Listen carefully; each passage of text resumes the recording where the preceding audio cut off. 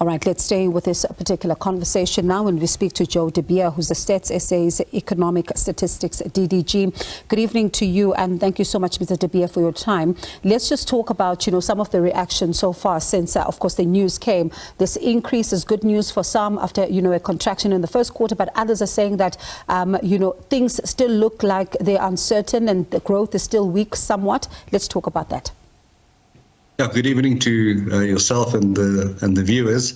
You're quite right, but by nature, economists are also not always completely satisfied. It can always be better. But I think what is encouraging is that the growth is at least fairly broadly based. It's not just 2 or 3 industries that carries the economy.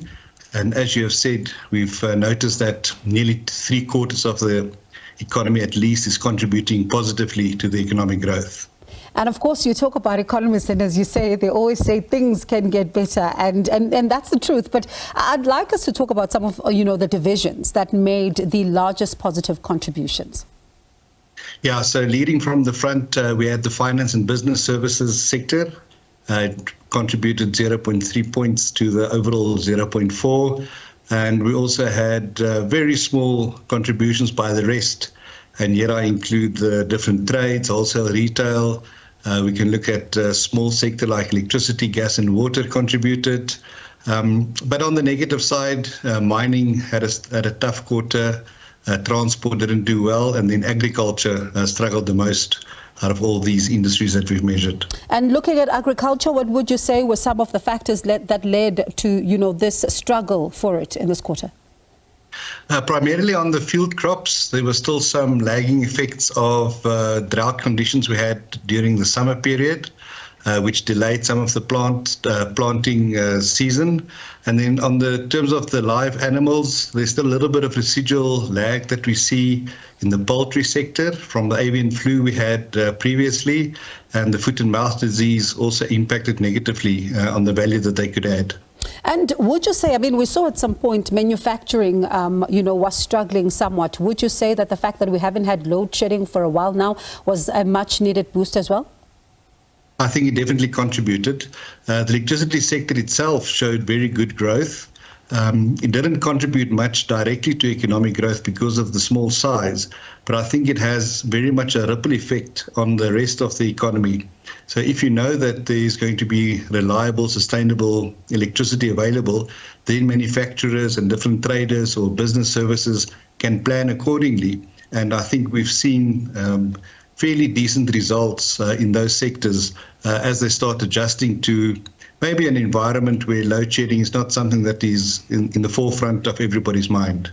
And when it comes then to, the news of this increase, for those who are seeing it, as good news, who are saying that we're in a step, it's a step in the right direction, they're seeing it as a possible turning point, possibly, in the country's business cycle. Would you say we are at that possible turning point? I think it's much too early to speculate on that. The previous quarter, we previously thought it was a contraction. We revised that to a 0. But I think before you talk about turning points, we'll need a few more data points. And let's see how next quarter looks. So far, the next quarter, which runs for July, August, September, so we're nearly at the end of that quarter. The results will only be available in December. But so far, it's another quarter of potentially no load shedding. The infrastructure we've had in terms of transport seems to have improved during the third quarter. So I think signs are positive. We don't yet know what agriculture is going to do, which always has a big influence. But I think let's wait and see a little bit. And what role then, going into that period, does also the household spending play? Household spending is very important. Broadly, 2/3 of the expenditure on GDP is done by households. So what would be of interest is to see how households are still coping. At the end of this third quarter, you would still have very much the same interest rate regime that we've had in the last few quarters. So it's too early for any changes there to make an impact.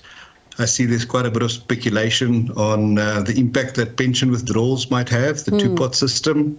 But again, it only opens up yesterday in September. It'll take a few weeks for that money to flow to the household sector. So by the time that spending happens, we're outside of the third quarter. So very few of these interventions will really impact on the third quarter's numbers. So when it comes then to the retirement system, we can expect maybe in the fourth quarter, certainly not this one, not the third one, as you say. You see, we need to speculate because, A, we don't know how many people are going to ask for early withdrawals. We don't know the order of magnitude, how much money will enter the system. And then what are people going to do with the money?